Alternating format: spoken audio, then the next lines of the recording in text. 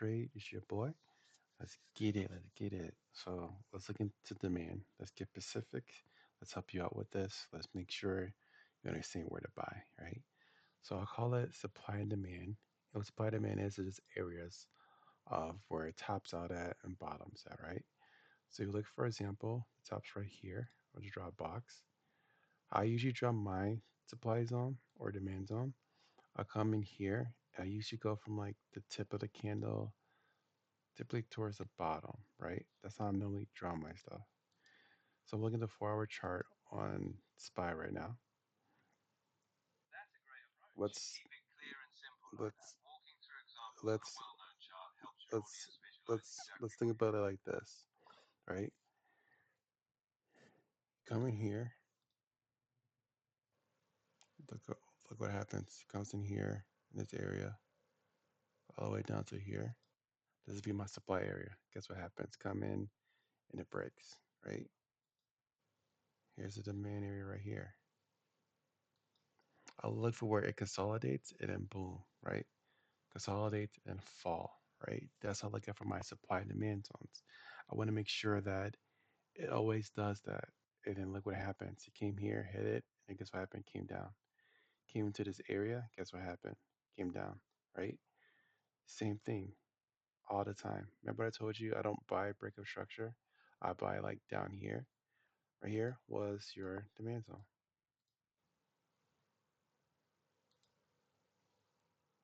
Comes right here. I draw it to like the end of this green candle, but like that, boom. That's how I draw it.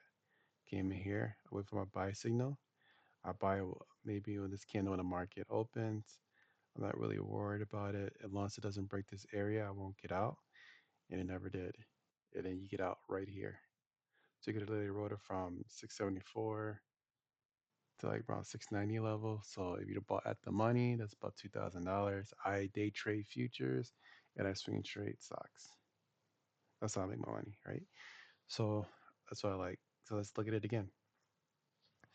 See this area? Consolidation right here. So I know this is my demand zone, right? So I take this candle right here, put it right here, the end of this green candle right here, move it over here. Look what happens. You're here, buy. Guess what happens right here? Came into demand zone. Here, consolidates, boom, consolidates, boom. Let it fall. Short right here. You don't want to get out until about this level right here. Right? So that's like the cool part of this. It just you're just playing tops and bottoms. You're not playing exact areas, you're only playing exact zones. So you just look for consolidation, look for a pop, right? Right here. For example, look at this right here. That is the candle right here. Sorry, pull it all over here. Look what happened. Came to the zone, came there, came down here, came down, right? Right here. But broke above it a little bit, but didn't hold and he came back down. Guess what came back down to in this area? You see how that works? Just up, consolidation, down, demand zones. There's always little areas of demand zones. I like playing the major levels, but if you want to play it to small levels, it's how you play them. So if you're gonna play it something like up in here, like hey, you don't want to play this up in here, you just wait until it gets here, you short it, and you just ride to the next area. If you want to play like that, here's another tip a lot of people don't realize. And some people want to understand this too. When the market does this every time, that's how you know you can play it to the next level. So it's gonna come up, right? Comes down. When it makes a lower high, in this case, right here be a lower high. When it makes that and it comes down, it's gonna break this level. It's gonna come down to the next demand zone. So the demand zone's right here. It's gonna come down here. It might break it, it might not. And then I'll play it to the next one. Like it come back up, play it, short it, boom, back down. That's all the time. Come up, mid or higher low, it's gonna break that next demand zone. That's how you know I would skip this demand zone right here. And I play it going lower. So we look over the example for the charts. I'll draw with the candle. Look what happens.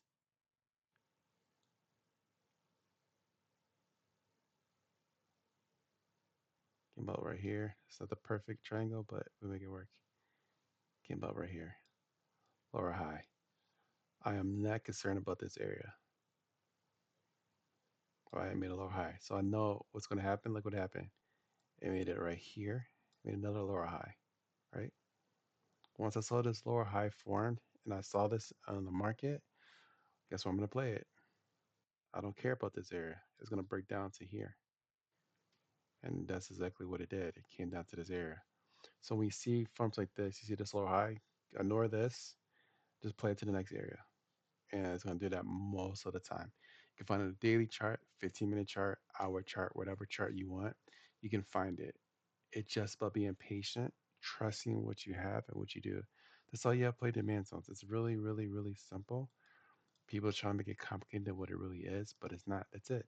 So when you're looking for demand zones and supply zone, all it is look for consolidation on major areas. So like right here, consolidation is area, right? So I'll take it from here all the way to here, and I'll write it down here. So I'll go in here, I'll wait to my buy signal, right? Or the bought part in this candle. I am not getting out the trade until it breaks this candle. Breaks this candle, sorry, if it breaks this zone, I'm out the trade. But does not break this zone, I'm staying in the trade. It never broke. And guess what? I'm gonna play it from here. Here's a little trick. Just take this candle. So if you can look right up in here, this shows the candle price. Look at the candle price. The high was 462 and the low was 636.52. So now if you add that, you can do this on top and bottom. So if you add that, so the high of this was what? 462? 4, sorry, let's see, 4, sorry, 442. It was 442, 45. Then you can just do this, subtract that minus, what was the low? 636.53. 636.53. So it moves $5.25, right? So I can expect a minimum of move of $5.25 once it does something like that. And guess what happens? So from here, from the close, let's say from the high from 642.45, what'll be a $5 move basically? So you need like what, 447? You could get out the next day, right here, literally right here, and then it ran, broke above here, it ran, right? So, for example, when I usually see things on high, when I see like big fat candles on high, this is like another tip, not right here per se, but something like up in here. I see candles like this candle right here. So for this forward candle, it went from the high of 681 down to the lowest 673. So it's about what, $8 move, $9 move plus some change. I'm looking for at least a $9 move down. So when it closed right here, I'm not getting out until about 662. And where did it run to?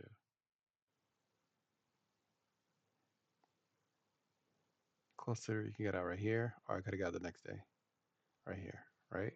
So when you see big candles like that on highs and on big red candles, big green candles on lows, like that, you just play that factor. It's going to run at least there. So this is an added bonus tip of how to make another quick money. So all you're going to look for in supply and demand areas is just consolidation in the case. So I guess structure would be, because SPY is more of a trending type of stock. So what you're gonna look for is just like something like this. Does it work all the time, supply and demand? Absolutely not. It doesn't. But right here, it came right here. You could have shorted right here and made a little bit of money and got out if that's what you wanted to do, right? So this is what broke right here, broke structure. Remember what I said before in my other video? I won't play until it gets back into what? A demand zone. And here was the demand zone right here. Late consolidation for our moves. Came back up in here. You wait till the next morning. Probably have been late. Probably would have missed six of pre-market. But you could just wait or get back in. Wait for a break right here. Just wait till it got back. So it broke right here. I would have waited till I got back to right here. So I'd have waited a few days, just so I get back in here. We're safe. Bought right here when I saw my injury and got up. So that's all you do. You just look for, all you doing is for build up, collapse, right? Build up, collapse. Or you're looking for consolidation, below, up. That's it. That's all you're looking for. Keep it simple. Don't make it difficult.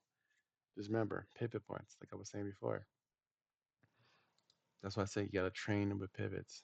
Just key areas, key areas, key areas, key areas, key areas.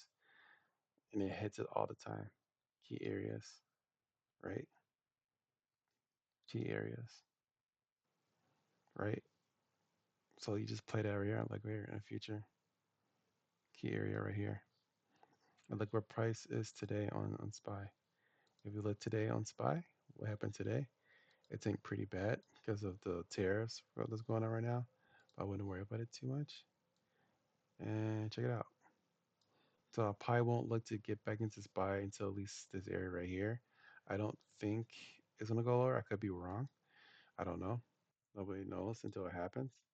So I probably would just stay into the zone right here and see. Now if it makes a higher low and then comes back in, then I'll probably look into the right here to 662 at least.